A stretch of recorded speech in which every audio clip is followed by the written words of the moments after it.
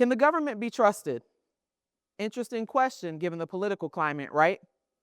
But if we're honest, many people have asked that question. Maybe you have too. I understand that question because I asked it many times growing up as a child. When I was a little girl, I would walk into my parents' bedroom almost every night, and I would see the same scene. My father, a medically retired Vietnam veteran, sitting in his chair, watching the news, images of war, political debates, and government conflict flashing across the TV screen. And my 6'3" dad grumbling at the television, frustrated, angry, disappointed. What I didn't realize then was that I absorbed something without even realizing it. I learned to distrust government. But what I didn't know then was that one day I would find myself working in that very system. Not as a skeptic watching from the outside, but as someone working to help improve it from the inside. At 33, my life took a major turn. I was going through a divorce, I had 3 young children, and I was working in the hospitality industry running hotels. And if you know anything about that industry, you know it never stops. 365 days a year, 7 days a week, and suddenly that schedule no longer fit the new life I was stepping into as a single mom. Now, growing up as a little girl, I always wanted to be a school teacher, but I knew going back to school during this transition was not an option. So I asked myself a very practical question. What career could match my children's school schedule without me going back to school to become a teacher? And one day, the answer hit me. Government. Predictable hours, government holidays, perfect for a mom walking into this new season of life. What I didn't realize as I stepped into that world was that there are amazing things that happen. Government isn't just a system, it's people. People working to solve real problems in real communities. Today, I have the privilege of working in government, overseeing public communications and community engagement in a large public organization. And I've seen something empowering happen when government and community stop working around each other and start working with each other.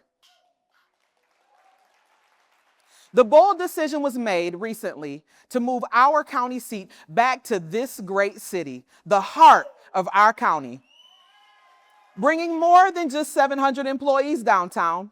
The real transformation wasn't just the purchase of the building or the 700 employees.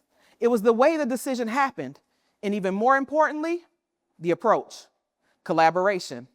Community dinners, grassroots town halls, music in the park conversations, government leaders and residents sitting down, listening and learning together. Because real transformation doesn't happen to people, it happens with them. One day, I remember thinking back to my father sitting in that chair watching the news, grumbling at the TV screen. And suddenly I saw that moment differently. He wasn't just angry at the television.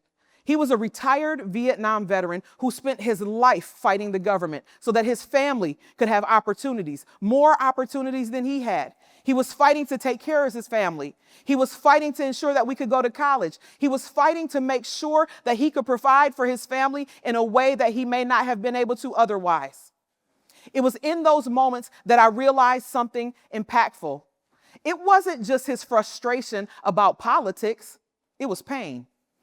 And behind many people's frustration with institutions is often a story, a disappointment, a time when the system did not show up the way that someone needed it to. Maybe you felt that too.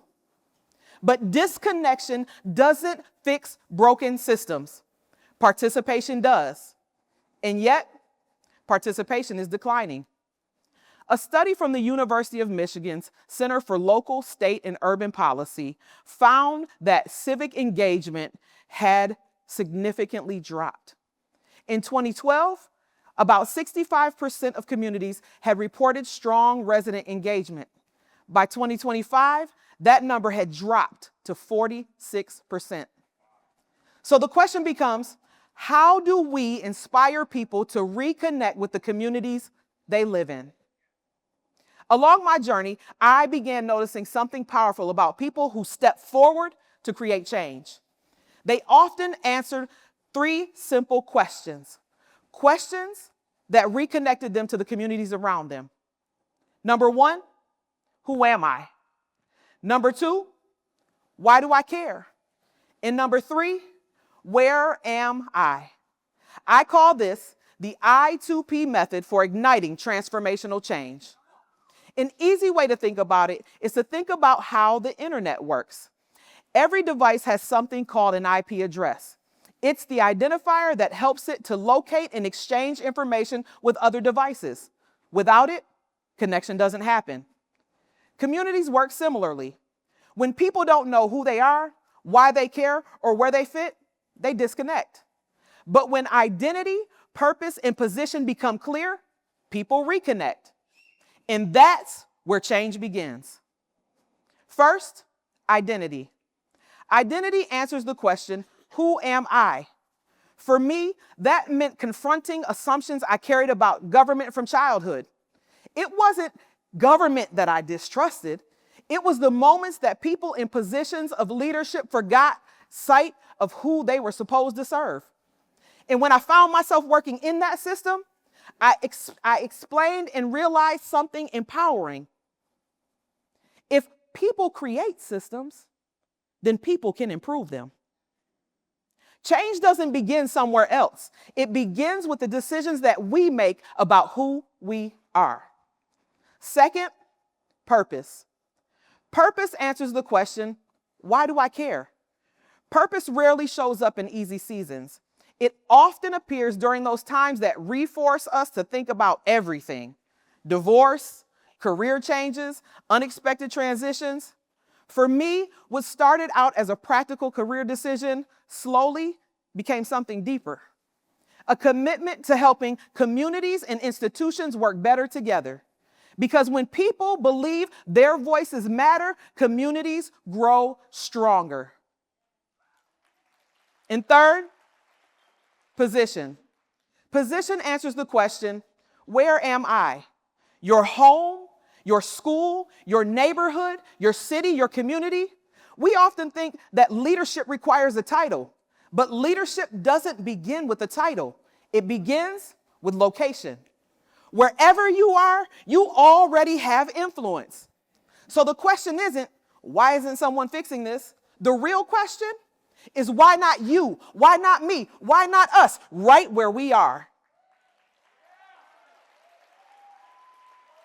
Can the government be trusted?